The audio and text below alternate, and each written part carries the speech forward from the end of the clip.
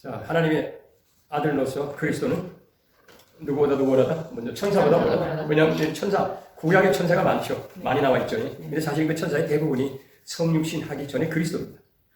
성육신하기 전에 그 대표적인 문장이 어디 나오냐면 그 삼손이 출생할 때 보면 몇 장입니까? 사사기 몇 장이냐? 13장? 하나님의 천사가 나타나가지고 그 삼손의 어머니한테 나타나서 아들을 낳을 것인데 머리카락 되지 말고 포도 좀 못 마시게 하고 이렇게 이제 하라고 하는데 그 남편에게 가서 그 사실 이야기하니까 남편 이름이 뭐라고 돼 있어요? 남편 이름이 뭐죠? 마노아가 그 천사를 다시 만나가지고 이야기합니다. 이야기했더니 이름을 물어요. 그랬더니 뭐라고 대답합니까? 나는 기묘자다. 천사가 자기가 기묘자라고. 하나님 심부름 맞는데 기묘자라고 합니다. 근데 기묘자라는 말은 어디에 나와요? 이사야서에 우리 예수님 초원에서 잉태된 예수님이 기묘자요, 노사요, 전능하신 하나님이다 하는 말씀이 나옵니다. 기묘자라는 것은 참 사람이 생각하기에 기기묘묘하다. 어떻게 하나님 아들로 처녀가 잉태를 했는데 남자 씨를 받지 않냐고 성령으로 잉태돼서 기기묘묘하게 출생했다. 근데 기묘자라는 말은 사실 그런 의미, 기기묘묘하다. 능력도 행하시고 이런 분으로 이제 묘사가 기묘자입니다. 그러니까 자신의 이름이 뭐라고 기묘자다 그랬어요. 기묘자는 그리스도를 대신하는 말이죠. 그러니까 성육신 하시기 전에 예수님이 여러 차례 이런 모습으로 나타나요. 그러니까 아브라함 조카 롯이 사는 소돔 고모라를 심판하기 위해서 세 사람이 아브라함에게 오죠. 그 중에 한 분은 성육신 하시기는 예수님. 두 사람은 진짜 천사인지 모르지만 셋이 왔다가 한 사람은 그 아브라함의 재물을 받고 불로서 자신을 보여주고 하늘 올라갑니다. 천상으로 그냥 올라가죠. 성육신 하시기 전에 그리스도. 그래서 구약의 많은 천사들이 전부가 다 그 중에는 또 진짜 천사들이 미가엘도 있고 이름이 직접 나는 미가엘이다라는 이름으로 나오긴 합니다만 천사라는 이름으로 온 사람들 가운데는 온 분 가운데는 성육신 하시기 전에 예수님이 있다. 이렇게 보시면 됩니다. 그러니까 구약의 유대인들은 이 천사에 대해서 굉장히 대단한 존경심들을 가지고 있었어요. 실제로 그 초대교회 때 천사 숭배 사상이 또 성했습니다. 굉장히 성했어요. 천사 숭배 사상이. 그러다 보니까 유대인들이 이제 다시 그리스도인들이 유대교회로 다시 돌아가려고 하니까 그 천사 너희들이 이제 우월하다고 생각하는 그 천사는 사실 하나님의 백성들을 섬기라고 보낸 사람들이지 보낸 자들이지 그리스도와 비교할 수 없다. 그만큼 그리스도는 우월하신 분이다. 이것을 논증을 합니다. 여러분 천사의 임무가 뭐냐 하는 것은 사도행전 1장 말 제일 끝절에 나오죠. 제일 끝절에 사도행전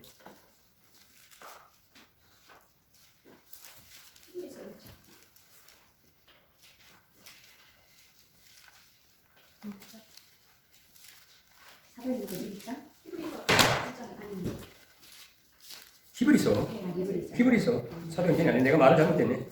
히브리서 1장 끝절 읽어보세요. 모든 천사들은 섬기는 영으로서 구원받을 성석자들을 위하여 섬기라고 보냈으니 그러니까 여러분들 저와 여러분 섬기라고 보낸 자들이 천사예요. 그러니까 지금 우리 눈에 안 보이지만은 옆에 와서 있다.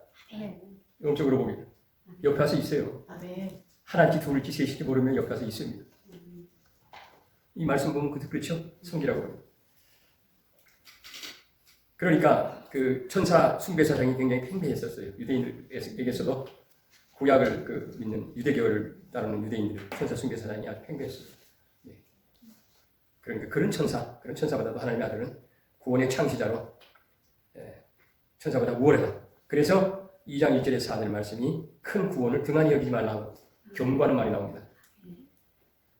히브리서 2장 1절에 4절 말씀을 한번 보시죠. 읽어봐요. 그러므로 우리는 들은 것에 더욱 유념하므로 우리가 둘러 떠나는 일이 가지 않도록 마음이 마땅하냐. 천사들을 통하여 같이 말씀이 경고하게 되어 모든 법정과 순종하지 아니하니 공정한 보험을 받았거든. 우리가 이같이 큰 구원을 등한히 여기면 어찌 그 보험을 피하리요. 자, 그러니까 큰 구원 등한히 여기지 말아라. 아멘. 히브리서에는 3번의 경고와 3번의 권면이 나옵니다. 경고 3번, 권면 3번.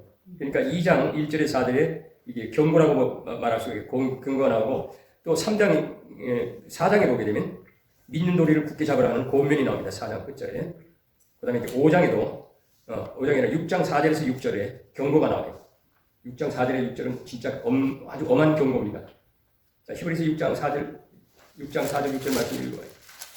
6장 4절 6절. 한 분은 빛을 받고 하나님의 사랑을 맛보고 성령에 참여한 바 되고 하나님의 선한 말씀과 내세의 능력을 맛보고도 허락한 자들은 다시 새롭게 하여 회개하게 하시나니 다시는 회개할 수 없다. 그 다음에 이제 히브리서 10장 12절에도 배교자가 받을 형벌을 생각하라고 경고가 나와요. 히브리서 10장 12절. 자, 이렇게 가면서 설명을 이제 할게요. 이렇게 경고와 권면이 계속이 됩니다. 그만큼 그 유대 그리스도인들이 유대계로 돌아가려고 하는 아주 그 유혹이 강했어요. 굉장히 강렬했어요.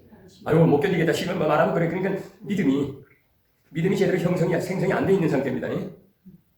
신앙이 그리스도에 대한 신앙이 확실하게 하나님은 똑같단 말이죠. 자기들도 유대교도 하나님 하니까, 그죠? 큐리오스라고 하나님 하니까 주라고 하면서 하나님 부르니까. 그런데 그리스도에 대한 그 메시아에 대한 확고한 신앙 이것이 부족하기 때문에 다시 유대교 율법주의로 돌아가려고 하는 이런 그 생각들이 강했어요. 엄청 강했기 때문에 세 번의 경고와 세 번의 권면의 말씀이 이렇게 계속이 됩니다. 자, 그 다음에 이제 3장과 4장은 선지자 모세보다도 우월하고 여호수아의 안식보다도 우월한 안식을 주신 분이 예수님이다. 이렇게 말합니다. 그러니까 예수님은 하나님의 아들이고 모세는 하나님 집의 종이다. 이건 이제 모세와 비교해서 월등히 우월한 것을 그렇게 이제 논증을 하는 거죠. 그러면서 고민을 합니다. 살아계신 하나님께서 떨어질까 조심하라. 3장 12절에서 14절, 18절, 19절이 그 말입니다. 고민의 말이죠. 고민. 살아계신 하나님께서 떨어질까 조심하라. 하나님의 아들에게 떨어질까 조심하라. 우리가 여러분 이 공간 복음서에도 보게 되면 예수님을 질책할 때 모세 이야기를 많이 하죠. 유대인들이 모세. 우리는 예수님이 그랬어요. 모세가 있기 전에 내가 있느니라. 그 이전에 아브라함이 있기 전에 있느니라. 그러니까 아브라함이 있기 전에 네가 나이도 50도 안 되면서 아브라함이 있기 전에 있느냐를 부지면서 율법을 이야기하면서 모세 이야기를 많이 합니다. 그만큼 모세가 엄청난 존경을 받고 율법을 이스라엘 백성들에게 가져다 준 사람이다. 이렇게 했으니 아니. 물론 하나님이 주셨지만은 그 율법을 들려주신 뭡니까? 이스라엘 백성이 가져오는 사람이 모세이기 때문에 모세를 엄청나게 존경을 하죠. 종교적인 그 뭡니까? 위상이 대단해. 무슬림들의 그 누구죠? 아브라함 모하마드 존경하듯이 존경했을 거야 아마. 모하멧을 여러분 비판하면 맞아주고요. 애굽이 아니라 아랍에 가서 모하멧 비판하면 맞아주고. 그만큼 신이나 다름없잖아요. 근데 유대교에서는 모세를 그렇게 생각했을 거예요. 그만큼 모세를 위대하게 그 생각을 했는데 그 위대하게 생각한 모세보다도 더 위대하다. 누가? 예수. 하나님의 아들이 더 위대하다. 그래서 살아계신 하나님께서 떨어질까 조심하라. 왜냐하면 예수 그리스도도 하나님의 아들도 큐리오스. 아까 말했죠. 큐리오스라고 불리는 하나님이시다 그 말이에요. 큐리오스란 말은 주님이라는 주라는 말이에요. 주. 그러니까 하나님이신데 그 하나님께서 떨어질까 조심하라. 이렇게 경고를 하는 것이죠. 그게 여러분 3장 12절에서 14절, 18절, 19절에 그 말씀이 나옵니다. 그리고는 이제 여호수아가 이스라엘 백성들에게 안식을 가져왔어요. 그게 안식은 무슨 말이에요? 가나안 땅, 약속의 땅 가나안 땅에 가나안의 이스라엘 백성들을 인도해 드렸죠. 가나안에 도착을 하니까 이제 안식을 줬다라고 생각을 하는 겁니다. 근데 그것이 참된 안식이냐? 아니었다고 말이죠. 참된 안식은 그리스도가 주시는 것이다. 일시적인 그 안식은 여호수아가 줬지만은 영원한 안식이 남아있다. 누가 줄 안식이 남아있다? 그리스도가 줄 안식이 남아있다. 그래서 또 고면하기를 그리스도 안식에 들어가기 힘쓰라. 예수 자녀들아 그 말이죠. 한마디로 그리스도의 안식에 들어가기 힘쓰라고. 이런 히브리서 4장 11절이에요. 제가 이렇게 절 말할 때 한번 어려운 성경을 찾아보세요. 히브리서 4장 11절에 그러므로 우리가 저 안식에 들어가기를 힘쓸지니. 그죠? 여호수아가 준 안식은 일시적이에요. 그리고 완전한 안식이 아닙니다. 왜냐하면 하나님께서 그 땅을 약속한 땅을 주셔서 약속한 땅에 들어갔지만 그 땅을 처음에 하나님이 약속한 땅을 다 못 차지했어요. 그렇죠? 부분적인 것만 차지하게 했어요. 그러면서 계속 여호수아가 없어졌어도 죽었어도 그 가나안 땅에 있는 그 족속들과 싸움을 계속합니다. 그러니까 안식이 아니죠. 영원한 안식이 아니죠. 일시적이죠. 그러나 예수님이 주실 안식은 영원하다. 그러면서 무슨 예를 들어요? 창조의 7일, 일곱째 날 안식을 주신 하나님의 예를 듭니다. 그것처럼 완전히 너희들이 예수 안에서는 그런 완전한 안식을 누릴 것이다. 그 말이에요. 4장 11절에 4장 1절부터 쭉 여러분 읽어보시면은 그 말이 나오죠. 11절 이하 또 읽어봐요. 12절부터. 시작. 하나님의 말씀은 살아있고 활력이 있어 저희의 날선 어떤 것보다 예리하여 혼과 영감이 간절과 골수를 찔러 쪼개기까지 하며 또 마음의 생각과 뜻을 판단하나니 지으신 것이 하나도 그 앞에 나타나지 아니하고 우리에게 역사를 가진 일을 앞에 그러니까 하나님 말씀 약속, 하나님의 약속은 하나님의 말씀은 영과 혼과 관절과 골수를 찔러 쪼갤 만큼 능력 있는 말씀인데 그 말씀이 안식을 이야기했다. 그 안식을 이야기하는데 여호수아의 안식이 아니라 영원한 안식, 하나님 주실 영원한 안식이다. 그렇게 능력 있는 말씀으로 약속을 하는 그 말씀을 이제 하면서 하나님의 안식, 그리스도의 안식에 들어가기를 힘쓰라고 4장 11절이 그 말이에요. 자, 그 다음에 이제 비교를 하는데 대제사장, 구약의 대제사장보다도 더 우월하신 분이 누구다? 예수님. 여러분, 그래서 두 번째 여러분 보게 되면 첫 번째 예수님의 안식은 종말론적인 안식이다. 이건 여러분 참고해 주시기 바랍니다. 예수님의 안식은 종말론적인 안식이다. 그래서 여기 들어가기 힘써야 된다.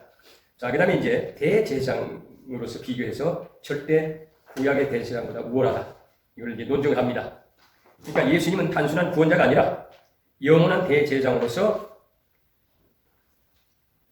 하나님과 인간 사이에 중보자가 되시면서 또 단번에 속죄를 이루신 대제사장이시다. 그리고 하나님의 맹세로 멜기세덱의 반차를 쫓은 대제사장이다. 그래서 구약의 대제사장과는 비교할 수 없이 우월한 분이다. 이것을 논증을 합니다. 거기 이제 대제사장 뭡니까? 5장, 6장, 7장 마지막에 7장부터 10장까지 논증이에요. 자, 새 언약의 대제사장으로서 모세의 율법에 의한 대제사장보다는 월등히 우월하신데 이것은 구약이 가져오는 율법이 가져오는 언약보다도 새 언약, 그 우월한 새 언약하에서 이루어진 일이다.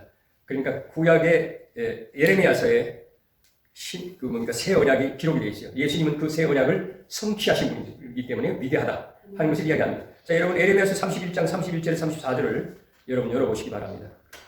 예레미야서 31장 31절에 34절. 구약 예레미야서 여호와의 말씀입니다. 31장 31절. 여호와의 말씀입니다. 내가 나를 이르니 내가 이스라엘 집과 유다 집에 새 언약을 맺으리라.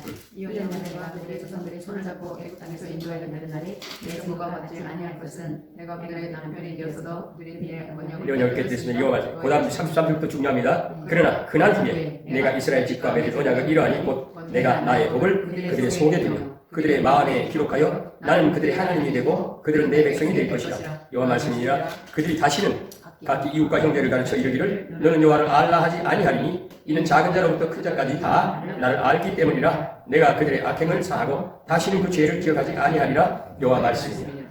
그리스도를 통해서 새 언약에 대한 그 뭡니까? 계시입니다. 이 계시를 예수님이 성취하셨다. 그러니까 하나님의 법을 이제 새 언약 시대, 신약 새 언약 시대는 그리스도를 통해서 하나님의 법을 마음에 두셔. 돌 위에 새긴 게 아니라 마음에 기록을 해서 자연히 마음이 변화가 되면서 하나님을 알게 되고, 그리고 예수 그리스도를 통해서 죄 사함 받고 그 죄를 하나님이 다시는 기억치 않겠다는 약속입니다. 여기 죄라고 하는 것은 여러분 뭡니까? 죄라고 하는 것은 하나님을 모르는 죄, 하나님을 뭡니까? 그 반역한 죄, 하나님을 거스르는 죄. 이스라엘 백성들이 하나님을 섬긴다고 하면서 엄청나게 하나님을 떠났죠. 하나님을 반역했어요. 그러니까 우상을 현재 있는 이방 족속들을 따라서 이방 신을 섬기기도 하고 하나님을 말씀에 불순종하고 그랬습니다. 그런 그들에게 율법은 하나님을 말씀을 알고 순종하라고 거듭거듭 구약 뭡니까? 성경은 선지자를 통해서 이야기를 하죠. 하나님께 순종하라. 순종을 안 해. 불순종하고 하나님을 고역해.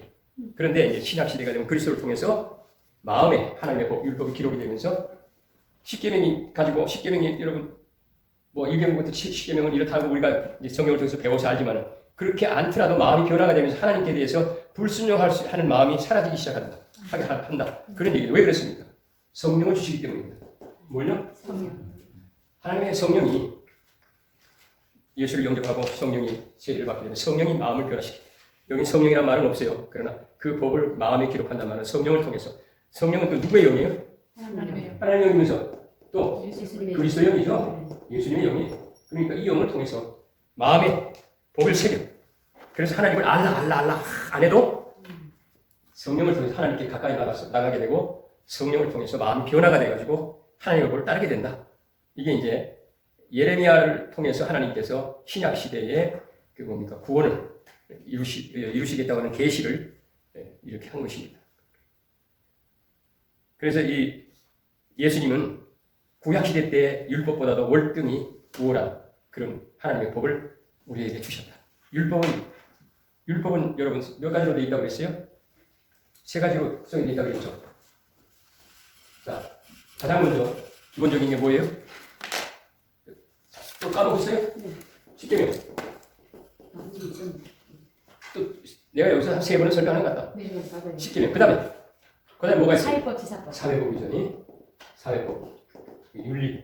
윤리적인 사회법. 그 다음에 제사법. 이걸 다 합쳐서 율법 이렇게 말합니다. 사실 율법 그러면 요거를 가지고 이야기하는 경우도 많이 있습니다만 십계명을 가지고 율법 그래요. 율법. 십계명. 사회법은 십계명을 사실 풀어서 공동생활하면서 사회생활하면서 지켜야 될 법을 따로 만든 거죠.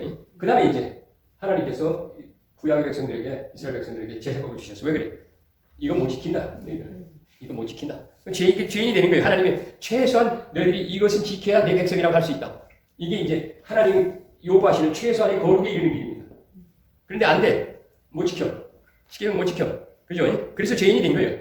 죄인. 그런데 그 죄인으로 남을 수가 없으니까 하나님께서는 제사법을 주셔가지고 하나님께 나와가지고 가끔 짐승 피를 가지고 제사를 드리기 위해서 일시적으로 뭘 해줘요? 죄를 용서를 해주십니다. 일시적이에요.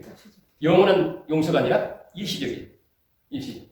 그 제사법을 가지고 제사법이 여러 가지가 있죠. 번제 드리고 난 다음에 이제 뭡니까? 속죄제를 또 드리고 또 속건제도 드리고 이제 하나님과 화목해졌다 해서 화목제를 드리고 또 음식을 나누어 먹고 뭐 이런 제사법을 통해서 일시적인 죄가 용서받겠지만 이것은 일시적이다.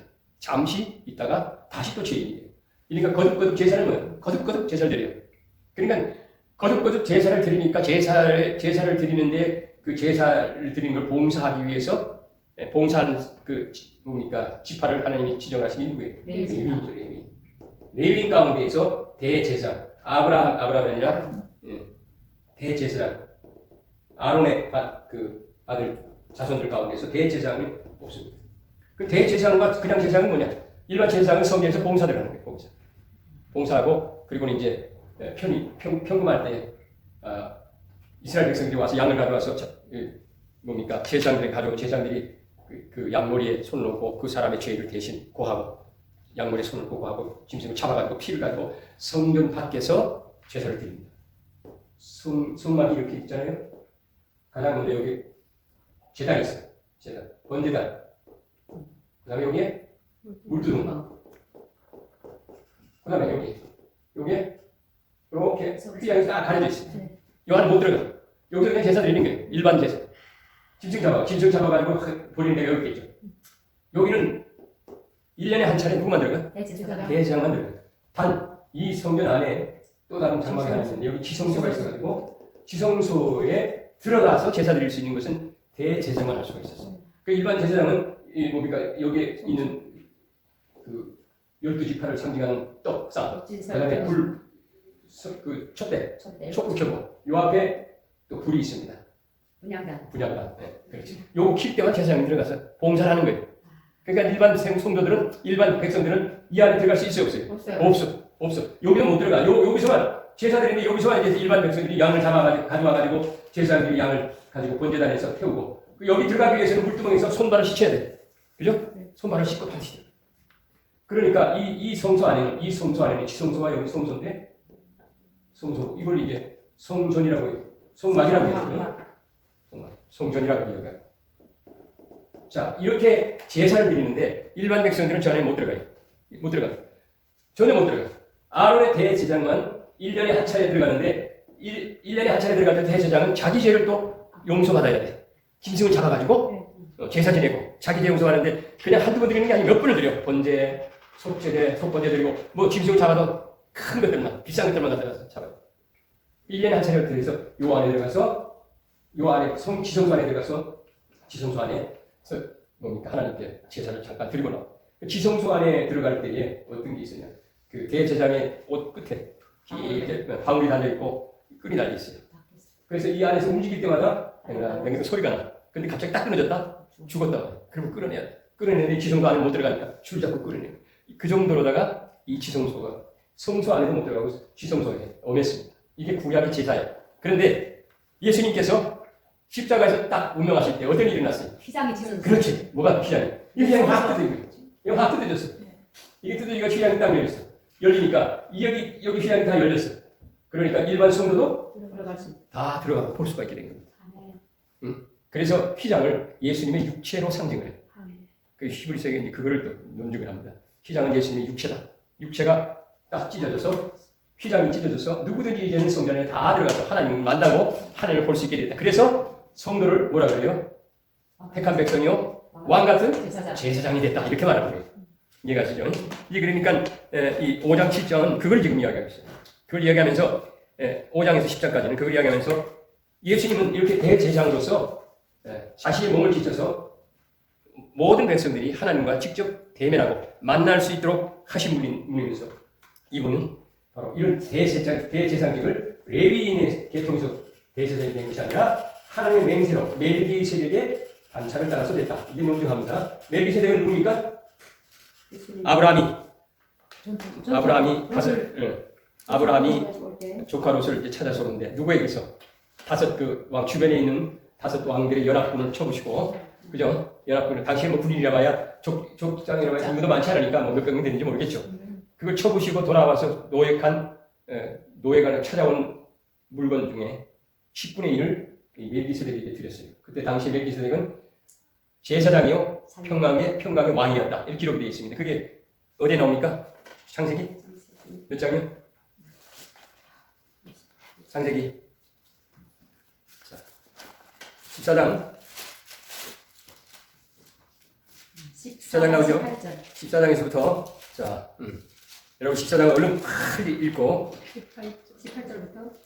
18절부터 17절부터 그렇죠. 10절부터 19절까지 아브라함이 시작. 아브라함이 그돌라오멜과 그와 함께한 왕들을 쳐부수고 돌아올 때 소돔 살레 골짜기 왕의 골짜기로 나와 그를 영접하였고 살렘한 멜기세덱이 떡과 포도주를 가지고 나왔으니 그는 지극히 높으신 하나님의 제사장이었더라. 그가 아브라함에게 축복하여 이르되 하나님이 아브라함에게 복을 주시옵소서. 너희 대적을 내 손에 붙이신 지극히 높으신 하나님을 찬송할지로다. 하매 아브라함이 어떻게 했어요? 얻은 것에서 10분의 1을 얻은 것을 10분의 1을 멜기세덱에게 주었더라. 자, 멜기세덱이라고 한 존재를 따라서 대제사장이라고 불리는 건 시편 나온 말입니다. 시편 110편 4절에 시편 110편 4절에 시편 110편 1절부터 한번 읽어봐. 1절부터 4절까지 한번 읽어보십시오.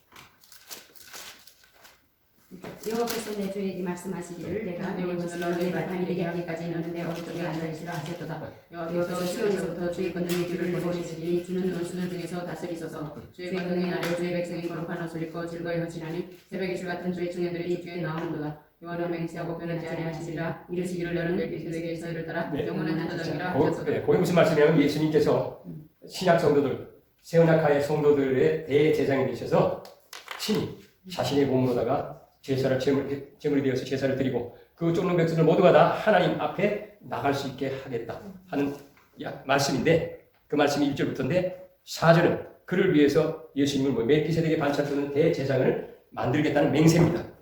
그 시편 110편의 말씀이에요. 그러니까 멜기세덱의 반차를 쫓아서 대제사장이 되는데 구약에 따르면 대제사장이 되려면 아론의 지파에 들어가야 돼. 레위인이 돼요. 그죠? 근데 예수님은 레위인이 아니잖아. 유대인이잖아.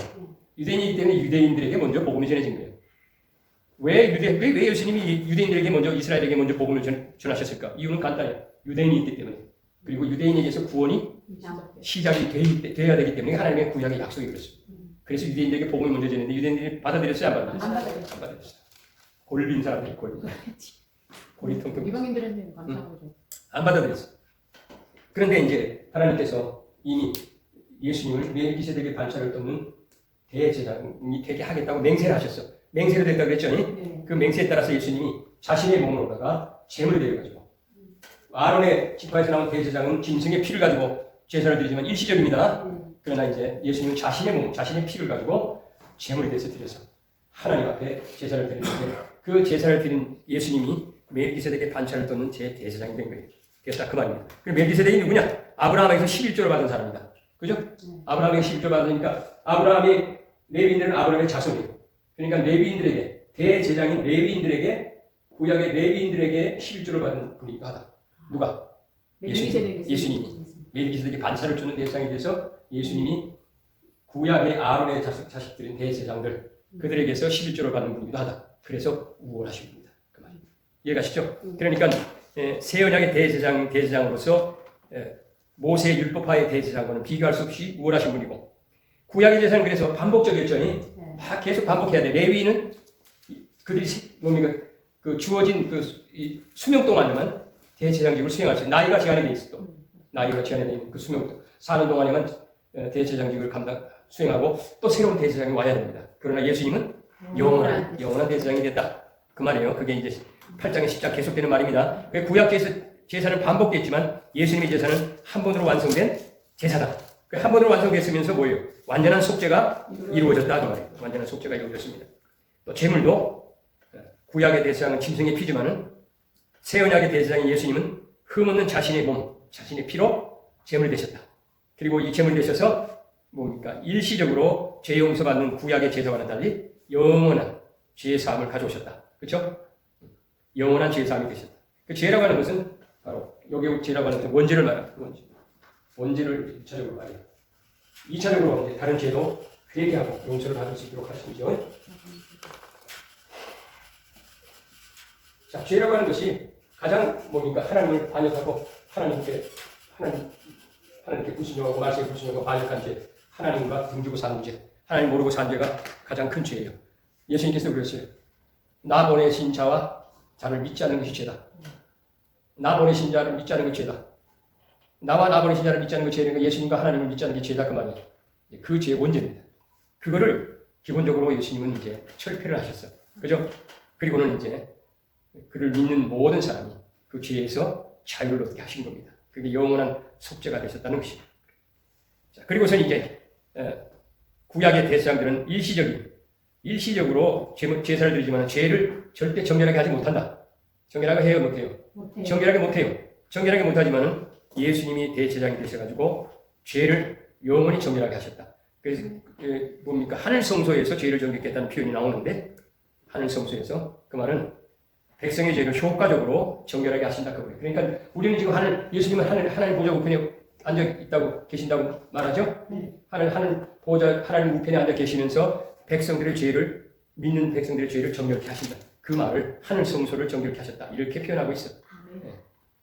표현 자체가 조금 오해하기 쉬운데 하늘 성소 이거 가지고서는 여러분 이단도 나오기도 했습니다만 하늘 성소를 정결했으나 하늘 성소는 원래 정결한 거예요. 하늘 성소는 정결하죠. 정결한 자만이 가는 곳이고.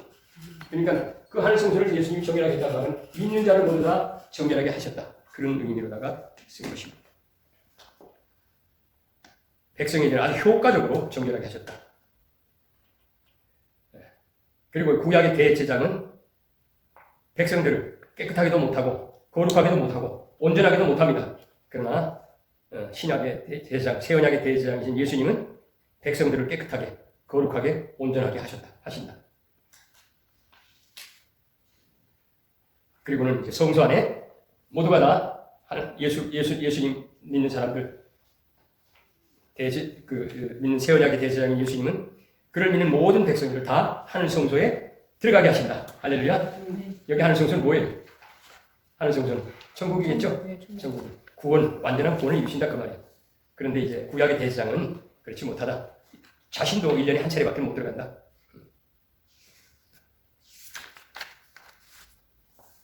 자, 여러분, 사람이 죽으면 어떤 상태가 된다고 지난 시간에 여러분들 설명을 드렸어요?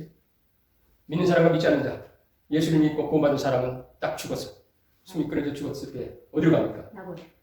낙원이죠. 그 천국이 아닙니다. 처음부터 천국이 아닙니다. 중간 단계가 꼭 있어. 낙원과 음부라는 것이 있어가지고 낙원. 그 다음에 이제 지옥과 천국인데 이건 언제 이루세요? 하나님의 백보자 심판이 있고 완전히 이제 천국으로 가게 됩니다. 그러니까 그 전까지는 우리 영혼이 어디가 있어요? 믿지 않는 자는 음부, 낙원. 근데 낙원에 있고 음부에 있는데 있더라도 여기서 당하는 고통과 괴로움, 여기서 가지는 즐거움과 기쁨은 우리가 생각하는 것과 차원이 다르다. 굉장한 기쁨과 즐거움을 맛보며 사는 것이 낙원이다. 고통을 당하는 것이 음부다. 지상에 당하는 고통 정도가 아니라 이렇게 이제 갈라지거든요. 이게 뭡니까? 죽음의 중간 상태예요. 중간 상태. 이거를 오해하는 사람이 있어요. 죽으면 바로 천국 간다고 생각하는 사람이 있는데 성경 그게 아니죠. 음부에서 고통을 당하다가 결국 백보자 심판, 하나님 마지막 심판을 받고 지옥으로 가게 돼요. 지옥은 얼마나 뜨거운 곳인지 예수님이 뭐라 그랬어요. 뜨거워서 펄펄 뛰는데 거기에는 죽지 않고 영원히 고통당하는 곳이다. 무엇을 비교해서 그렇게 말씀했어요? 구더기도 죽지 않는다. 뜨거운데 구더기도 죽지 않는다. 그렇게 말씀하셨어요. 그래서 자, 이 완전한 하늘 성소가 지상에 세워진 성소의 원형이었어요. 모세에게 내가 너에게 지시한 대로 그대로 성막을 만들어라고 지시하셨어요. 그렇죠? 하나님으로부터 지시를 받았기 때문에 원형이다 이렇게 말합니다. 원형이다. 그리고는 모형이다라고 이야기해요. 지성소. 손으로 지은 성소는 지성소다. 자, 이렇게 새 언약의 대제사장인 예수 그리스도, 하나님의 아들 예수 그리스도와 구약의 대제사장인 율법하에의 대제사장과 비교해서 대제사장직이 엄청나게 어떻다? 우월하다. 영원한 속죄가 되고 완전한 속죄가 이루어지고 그리고는 이 죄의 문제도 단번에 해결하고 마음의 복을 두어서 정결케 되는 이런 내적 정화까지 이루어지게 하는 분이 예수님이시다. 하나님의 아들이시다. 그러나 구약의 율법화의 대제사장은 그걸 이루지 못한다. 일시적이요. 자신조차도 죄를 없이 하지 못하고 죄를 드려야 되고 그리고는 1년에 한 차례밖에는 하나님의 지성소에 들어갈 수가 없게 제사도 일시적이고 그 백성들을 거룩하게도 못하고 온전하게도 못하고 깨끗하게도 못한다. 이 구약의 대제사장은 그렇다. 이렇게 비교해 볼 때 신약의 대제사장이신 예수 그리스도 하나님의 아들은 절대적으로 우월한 분이다. 이게 이제 대제사장의 비교입니다. 설명도 필요해요? 여러분 읽어보시기 바랍니다. 자, 그래서 이제 세 번째는 이제 이 언약을 비교합니다. 새 언약을 비교해요. 옛 언약과 새 언약의 차이가 뭐냐? 그래서 새 언약이 우월하다는 걸 지금 이야기를 합니다. 새 언약은 뭘 말해요? 응? 여러분 우리가 구약 신약 그러잖아요. 네. 여기 옛 언약이잖아. 네. 구 언약, 신약. 새 언약. 여기 새 언약이에요. 그죠? 이걸 비교하는 거예요. 이걸 비교해가지고 신약, 새 언약이 월등히 우월하다. 하는 것을 이제 논증을 합니다. 자, 그래 옛 언약에는 메시아에 대한 그 기록이 불충분하다. 이 말은 뭐예요? 여러 모양으로 여러 군데 단편적으로 기록이 되어 있어요. 한꺼번에 완전히 기록이 되어 있는 게 아니라. 그래서 이사야 같은 데는 메시아가 당할 고난이 기록이 되어 있고 또 어느 곳에는 또 다윗의 자손으로 날 것이다 기록이 되어 있고 어느 곳에 가서는 또 베들레헴에서 출생한다는 말씀이 기록되어 있고 또 이사야에서 또 처녀가 잉태한다는 말도 나오고 뭐 이렇게 또 창세기에 가게 되면 출애굽기도 보게 되면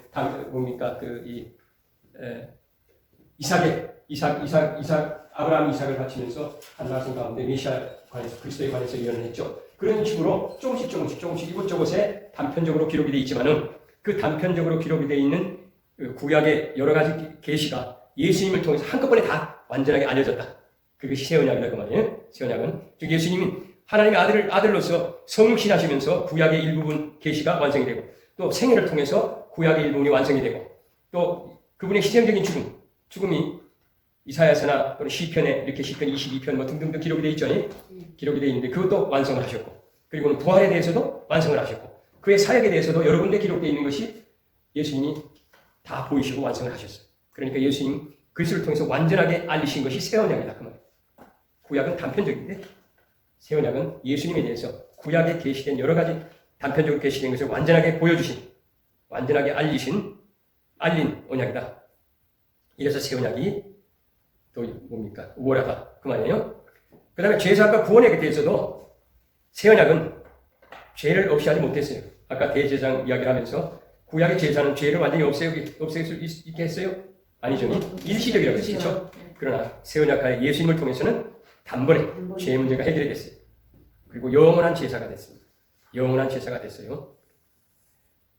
제사장님께서 여러분 말씀드린 대로 레위계통 옛 언약은 레위계통에서 제사장들이 나왔지만은 새 언약하에서는 하나님의 맹세로 멜기세덱의 방처를 쫓아서 예수님이 대제사장이 되셨다. 그 하나님의 맹세가 됐다는 말이 중요합니다. 구약의 레위 족속들의 제사장이 되는 건 맹세가 아니에요. 그냥 2만 3천 명의 사람이 레위 계통의 인원이 2만 3천 명 순서대로 그냥 나이 순서대로 뭐 이렇게 이제 제사장직을 감당했겠죠. 그러나 이제 하나님의 맹세로 돼서 대제사장이 된 것은 예수님이시죠. 그래서 제사장직도 절대 우월하신 분이다. 아까 설명드린 그대로입니다. 율법이라 말은 율법은 여러분 달리 말하면 하나님의 뜻을 말합니다. 하나님의 계시죠. 율법에 여러분 십계명도 그렇고 사회법도 그렇고 그 다음에 제사법도 그렇고 하나님의 뜻입니다. 이 하나님의 뜻 이것은 구약에는 어디에 기록이 됐어요? 그냥 돌비에 기록을 했어요. 그죠? 모세가 십계명 딱 갖고 와서 그것이 이제 지성소 안에 언약궤 안에 뭡니까 넣어져 있었지만은 돌비에 기록이 돼 있어요.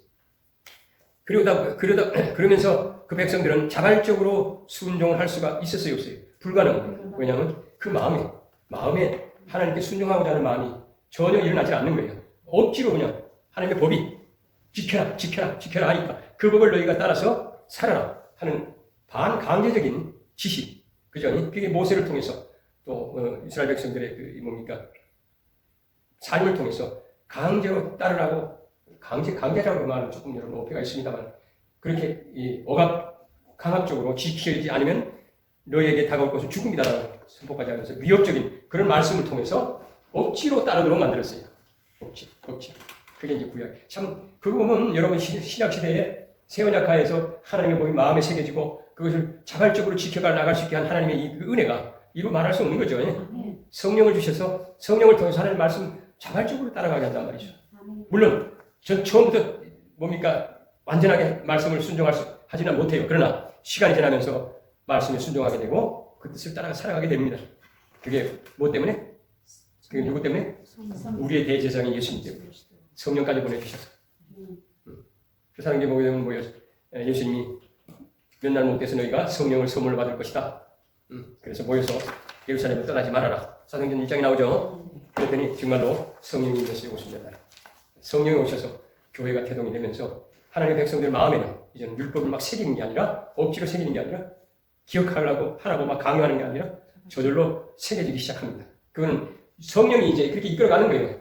어디 성령 바꾸고 뭡니까 이 예수님을 주와 구주로 영접하고 보니까 교회가 나가야 되겠다. 하나님 말씀 들어야 되겠다는 생각이 자꾸 생기죠. 아예 교회 안 가라 이렇게는 안 됩니다. 교회 가고자 하는 마음이 생깁니다. 교회 가서 말씀을 듣고 싶고 예배 드리고 싶고 호기심에서도 가요. 왜 저럴까? 그러다 보면 거기서 이제 동화돼가지고 뭡니까 은혜 받고 그래서 마음에 자기도 모르게 하나님의 법이 말씀이 새겨집니다. 그래서 자발적으로 순종하게 되고 양심이 깨끗해져요. 성령 받은 가장 뭡니까 이게 증거가 가장 첫 번째 나는 증거가 뭐냐? 양심이 살아나. 죽었던 양심이 살아나기 시작합니다. 성령 받으면 그래서 이거 이러면 안 되는데 하는 생각을 해요. 죄 짓고 허물 있을 때 이게 아닌데 양심이 과거에는 그런 느낌이 없다가도 성령 받고 나서는 그런 마음이 생기기 시작합니다. 그 양심이 살아난다고 그러죠. 성령이 하시는 일 가운데 가장 그 일이 양심을 살아나게 합니다. 그래서 하나님의 뜻을 양심이 깨끗해져서 깨끗한 양심을 하나님께 나아갈 수 있게 하는 것이 바로 새 언약입니다. 하나님과 관계에서는 하나님께 직접 구약에서는 하나님께 나갈 수가 없죠. 지성소가 휘장이 딱 가려져가지고 성전 자체가 하나님께 나아가는 것을 방해를 했어요. 막았어요. 그게 구약의 뭡니까 그 성막입니다. 그런데 신약에는 이제 완전한 죄사함으로 하나님께 직접 나가서 자신 하나님과 교통하고 그죠? 은혜 받고 하나님께 감사하게 되는 거죠. 그래서 그리스도께서 그 육체 휘장이 되셔서 찢어졌다. 성경 그렇게 기록을 하고 있습니다.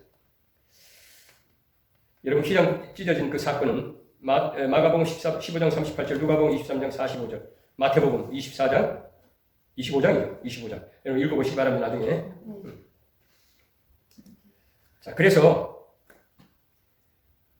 새 언약과 옛 언약의 사이에서 새 언약이 언약하에서 이루어진 것이 뭐냐? 첫 번째는 옛 질서가 약속한 모든 것을 이루셨다. 옛 질서, 구약이 약속한 것들, 언약이죠. 구약이 언약한 모든 것을 다 이루어주시고 옛 질서가 폐지됐다는 겁니다. 히브리서 8장 15절 말씀이요. 히브리서 8장 15절 말씀. 히브리서 8장 15절에 16절, 15절? 13절. 미안해. 13절. 새 언약이라 말씀하셨으니 첫 것은 낡아지게 한 것이니 낡아지고 쇠하는 것은 없어져. 옛 질서는 폐지됐습니다.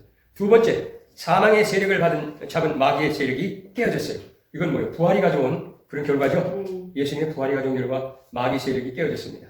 마귀는 항상 죄와 사망이라는 두 무기를 가지고 사람들을 유혹해요. 그죠? 사람들에게 역사를 합니다. 죄를 짓게 하고 사망이 이르게 하는 거죠. 그런데 이제 죄가 용서되니까 죄가 없어요. 사망을 가지고 역사할 수가 없어요. 그래서 하나님의 백성들에게, 그리스도인들에게, 믿는 자들에게 마귀는 위협은 해도 어찌하지 못합니다. 위협당할 때 거기 보면 아이고 나 예수 안 믿을게요. 내가 신앙 다 버릴게요 하고 다시 옛날로 돌아간다 그러면 그건 안 되죠. 근데 그런 위협이 다가올 때 어떻게 하라? 성경은 대적하라. 뭐 하라? 마귀를 대적하라. 그렇지, 대적하라. 그러니까 성령으로 대적하는 거예요. 성령으로. 예수 이름으로 떠나갈지어다. 여러분 마가복음 16장 16절에 믿는 자에게 이런 표적이 따르니 저희가 내 이름으로 뭘 쫓아내? 귀신을 쫓아내며. 마귀를 쫓아내며 귀신 쫓아내. 이제 믿는 자들에게 이런 표적까지 주셨어요. 병든 자에게 손을 얹는 나오는 여러분 병든 자가 있으면요 기도 많이 하는 사람 기도 또 성도들이 모여가지고 기도해줘야 돼. 왜냐면 그 말씀은 근거로. 자 믿는 자에게 이런 표적이 있다는 약속하셨으니까 이 약속의 말씀이 이 사람에게 이루어지게 하옵소서. 기도. 믿는 자에게 따른 표적. 귀신 쫓아내고 방언을 말하고 또 병든 자 손을 얹는 나. 뱀을 집은다 말 뱀에는 마귀를 상징합니다. 마귀를 이기는 거예요. 마귀를 이긴다 말이죠. 무슨 독을 맞아도 상관. 독도 마귀가 주는 독을 말하는 거예요. 그 독을 여러분 딱 맞게 되면 침을 맞게 되면 신앙을 잊어버리고 그냥 교회를 떠나는 수가 많죠. 근데 그렇다가도 참으로 하나님 이제 구원받은 사람은 하나님의 사람은 다시 돌아옵니다. 다시 돌아와요. 반드시 다시 돌아옵니다. 근데 그렇지 않고 영원히 떠나는 사람도 있긴 해요. 자 어떻든 이렇게 사망의 세력을 잡은 마귀 세력이 깨졌어요. 그 다음에 이제 구원에 이르게 하기 위해 자기를 버리는 자들에게 하나님 예수님은 자기를 바라는 자들에게 예수님은 다시 나타날 거다. 재림이죠. 반드시 재림이 필요해요. 왜냐하면 우리가 예수님 구원 얻었어요. 구원 얻은 그 표가 뭐예요? 구원 얻은 표 완전히 이루어졌습니까? 아니죠. 구원이 완성이 안 됐어요. 그래서 우리의 구원은 현재 이루어졌지만 아직 완성이 안 됐기 때문에 지금 이루어졌지만 아직 완전히 이루어지질 않았어요. 완성이 안 됐어요. 아직 완성이 안 됐어요. 그래서 already yes 영어로 말하면 지금 이 구원 받았지만 아직은 완성이 안 됐습니다. 이런 상태에 있다. 이런 상태에 있어서 이 완전한 구원을 이루기 위해서 예수님이 재림하셔야 됩니다. 왜? 세상이 심판받아야 되기 때문에. 그렇죠? 그 예수님의 재림에 내가 갖고 왔습니다. 우리가 여러분 그 사도행전 처음 시작하면서 예수님이 출생부터 시작해서 예수님이 재림해서 세상을 심판하신 이 기간 전체를 뭐라고 했어요? 정말 말세. 말세 그렇죠? 말세. 근데 말세의 끝에 예수님이 재림할 이 끝을 종말이라고 이야기합니다. 또 신학자에 따라서는 이거 전체를 신약세 전체를 종말이라고 부르는 사람이 있긴 해요. 이걸 이제 베드로는 말세라고 했어요. 말세. 이 종말 때 일어날 사건들이 여러 가지 예언이 되어 있죠. 계시가 되어 있죠. 그분 여러분 마태복음 24장부터 시작해서 누가복음, 마가복음, 그다음에 요한계시록 또 데살로니가 전후서 읽어보게 되면 마지막 때에 어떤 일이 날까? 예수님이 재림할 때 어떤 일이 날까? 어떤 사건이 일어날까? 거기에 잘 기록이 되어 있습니다. 자, 이렇게 해서 옛 언약과 새 언약이 비교해서 새 언약이 구약의 새 언약의 약속이 그리스도 안에서 성취된 것이기 때문에 옛 언약은 폐기되고 새 언약이 이제는 유효하다. 누구에게 유효해? 믿는 사람들에게 유효하다. 그렇죠? 이래서 새 언약이 우월하다. 이것이 이제 히브리서의 논중입니다. 그래서 이제 다시 새 언약은 마음에 기록된 율법이고 하나님과 직접적인 관계를 가지는 것으로 완전한 죄사함이 이루어지는 언약이다. 이게 요약입니다. 새 언약의 요약이에요. 그 새 언약 끝났어요 이제. 자 그렇다면 이렇게 절대적으로 우월하신 모든 구약의 물보다 우월하고 천사보다 우월하시고 제 대제사장 우월하신 우리의 대제사장 예수 그리스도를 믿고 살아가는 예수 그리스도를 믿고 구원받은 하나님의 백성은 어떤 삶을 살아야 되느냐? 그게 그리스도인들의 삶입니다. 미안합니다. 속이 안 좋아가지고요. 그리스도인의 삶 마지막 봅시다. 다행히 8분 한 10분 남았는데 자 그리스도인의 삶 히브리서 11장부터 시작이 됩니다. 가장 먼저 나오는 것이 믿음이에요. 믿음. 히브리서 11장 1절 딱 보게 되면 뭐가 나와요? 믿음은 바라는 것이 실상이다. 이거 오해하는 사람이 많아요. 근데 이 말은 뭐냐? 믿음은 바라는 게 실상이라는 것은 실제로 이루어질 수 있는 바탕이 믿음이다. 그런 뜻이에요. 이루어지게 하는 바탕이 믿음이다. 구원을 받았어요. 자, 우리가 구원받은 거 믿죠? 네. 구원받은 나 아직 내가 구원받는지 아무리 잘 모르겠습니다. 하는 사람 빼고 구원받은 거 믿죠? 그 믿음에서 구원이 완성이 돼요. 그래서 믿음은 바라는 것의 실상이다. 이것을 또 세상적으로 생각해서 세상에서 내가 바라는 거 다 이루어지는 것이 믿음이라고 오해하는 사람이 있는데 물론 그것도 일부는 있을 수가 있어요. 근데 세상에 돈 버는 거 내가 믿기 때문에 돈 벌고 내가 명예를 얻는데 내가 믿는다. 요것까지 믿음을 가지고 이야기하는 사람인데 이건 오해입니다. 그런 믿음이 아니고 여기 첫째 나오는 그 믿음은 구원을 말합니다. 구원. 우리의 구원. 그 다음에 두 번째 하나님의 언약, 하나님의 약속. 하나님은 성경을 통해서 많은 것을 약속했죠. 성경에는 언약이 몇 가지 있다고 그랬어요? 7,000가지라고 누가 그래요? 7,000가지 언약이 있다고 그래요. 근데 7,000가지보다 더 많아. 7,000가지보다 더 많아요. 그 언약이 나에게 그대로 이루어지는 것을 확신하는 것이 믿음이다. 그런 얘기예요. 확인하는 것이 믿음이다. 하나님의 언약은 무수히 많습니다. 거기에 너 부자 되라는 말이 있어요, 없어요? 너 부자 되라는 말 없어. 잘 믿으면 내가 너 부자 되게 해줄게라는 말씀이 있을지 몰라도 너 부자 되라는 말 없어. 믿음이라는 것은 여러분 오해, 믿음이 바람이 실상이라는 말을 조금은 여러분 생각을 달리 하셔서 어쨌든 하나님의 약속이 이루어지는 것. 내가 하나님의 말씀대로 믿고 순종하면 그 말씀이 내게 그대로 이루어지는 그 바탕이 뭐다? 믿음이다. 그 말입니다. 그래서 믿음의 삶이 중요하다. 그죠? 그 다음에 두 번째는 이제 배교에 크게 경고를 합니다. 세 번. 자, 2장 1절에서 3절. 아까 말에 한번 따라서 읽어봐. 2장 1절에서 3절. 2장 1절에서 3절. 그러므로 우리는 들은 것에 더욱 유명함으로 우리가 흘러떠는 내려가지 않도록 조심해라. 흘러떠내려갈까 조심해라. 그 다음에 6장 4절에서 6절 아까 읽었죠? 6장 4절에서 6절 말씀 읽어보세요. 시작. 한번 빛을 받고 하늘의 은사를 맛보고 성령의 청량화 되고 하나님의 선한 말씀 안에 새 능력을 맛보고도 타락한 자들을 다시 새롭게 할 수 없다. 이 성경 보게 되면 주님께서도 그렇게 말씀하셨죠. 성령을 해방하는 자 그 죄를 용서받지 못한다. 성령 해방죄가 나오죠. 네. 성령 해방죄. 그런 죄를 말하는 거겠죠. 그러니까 내가 성령을 맛봤어. 성령을 맛보고서 타락을 해서 성령을 부인해. 그런 사람은 성령을 부인하게 되죠. 아니, 성령이 무슨 역사가 있어. 뭐 이러면서 성령을 부인합니다. 성령의 역사를 부인한다. 그게 성령 해방죄도 돼. 그게 배교에 대한 그 조심하라고 하는 말씀이 6장 4절. 그 다음에 10장 26절에서 31절 말씀. 한번 읽어봐요. 10장 26절 31절. 우리가 진리를 아는 지식을 받은 후 짐짓죄를 범한 즉 다시 속죄하는 제사가 없다. 네. 그러니까 무서운 마음으로 심판을 기다리는 것과 대적하는 자를 태울 맹렬한 불만이 그렇지. 받은 구원을 뭐라 하라? 가볍게 여기서는 안 된다 그 말이에요. 응? 받은 구원 가볍게 여기지 말아야 된다 말이에요. 구원을 가볍게 여기는 게 구원받은 게 그 가볍게 여기지 말아라. 구원이 엄청난 하나님의 아들이 희생이 있었다. 그렇죠? 예수님이 피 흘림이 엄청난 고통을 당하시고 피 흘림이 하나님이신 예수님이 타락한 인간의 육신을 입었어요. 그것도 엄청난 희생이에요. 엄청난 고통이 희생이죠. 근데 그분이 그 몸을 십자가에 내어주셔서 피 흘리신 엄청난 고통을 당하셨어요. 그러니까 받은 구원을 가볍게 여길 수가 없죠.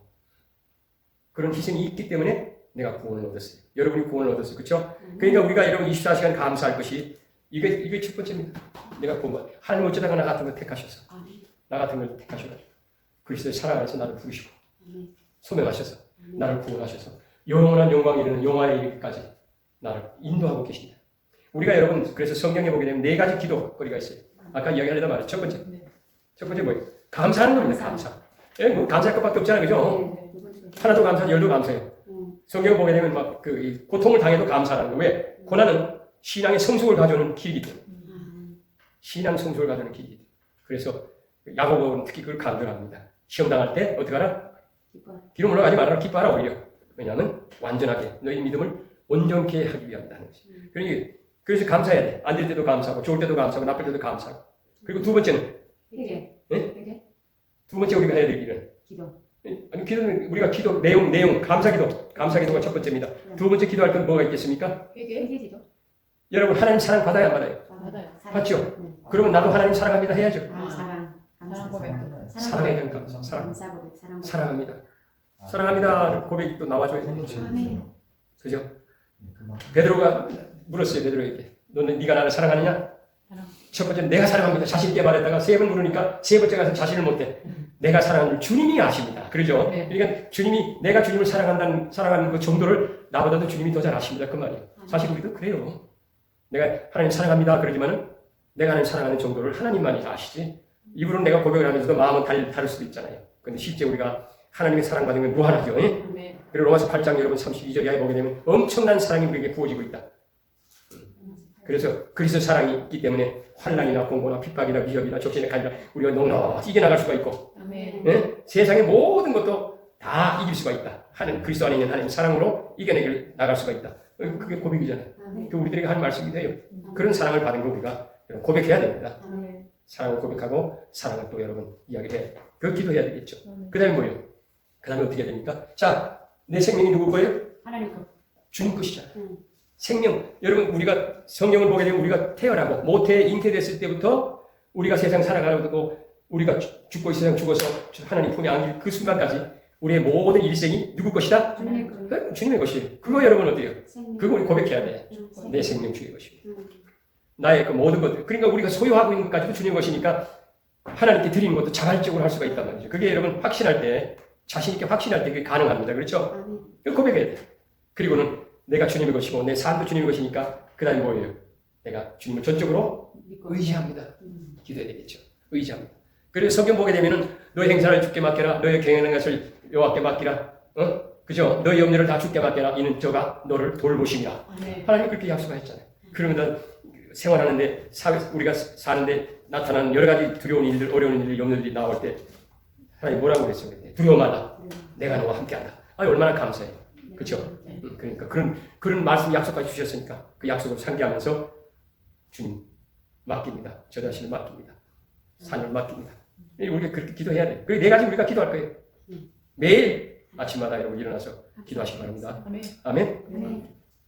기도가 안 나올 때 그 네 가지 기도가 정말 안 나올 때는 여러분 로마서 8장 32절 이하 말씀을 달달 암송을 하시고 그거 잘 기억해서 그 기억해가지고서 기도도 하시기 바랍니다. 그 다음에 이제 그리스도의 삶은 어떤 삶을 살아야 된다? 네? 선을 행하고 아까 여러분 나누어진 종이에 그 기억했죠? 선을 행하고 그리고 나눠주는 삶을 살아라. 선을 행하고 나눠주는 삶을 사는 건 사랑의 삶을 살아라 그 말이에요. 내가 성경은 말하죠. 네가 하나님을 사랑한다고 하면서 눈에 보이는 형제 사랑하지 않으면서 하나님을 사랑한다고 하느냐? 너 거짓말하지 마라. 그랬단 말이에요. 눈에 보이는 형제 사랑해. 눈에 안 보이는 하나님을 사랑한다고 말을 하면서 눈에 보이는 형제를 사랑하지 않는 것은 거짓말하는 것이다. 그러니까 우리가 사랑의 삶을 사는데 그 사랑의 삶을 사는 방법이 뭐예요? 그 형제에 대해서 선을 행하고 이웃에 대해서 선을 행하고 가진 거 나눠주고 그죠? 나눠주고 하는 그거 여러분 결국 사랑의 삶의 모습. 이렇게 여러분들이 이제 이 복음을 가져가서 가르치고 또 전하고 그것도 선을 행하는 겁니다. 그게 사랑의 삶을 사는 또 다른 방법이기도 하죠. 그래야 그래요. 네. 자, 그래서 그것이 하나님 기뻐하시는 제사래요. 할렐루야. 네, 그래서 11장부터 13장까지는 바로 그렇게 본이 되는 그리스도의 삶을 살아라고 하는 말씀을 하신 것입니다. 자, 이렇게 해서 이제 히브리서 끝났습니다. 질문 있으세요? 너무 재미없게 끝나서 미안해요. 재밌어요. 네.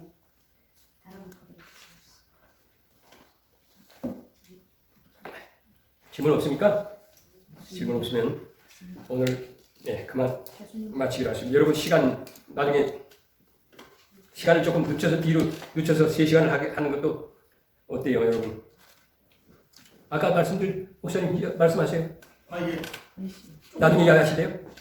조금 늦게 그러니까 2시 한 40분 2시에 오시면 막 촉박하시면 2시 반이나 뭐 3시 이렇게. 시작해서 6시까지로 네. 5시 50분까지 다들 그게 좋다고 하십니다. 네.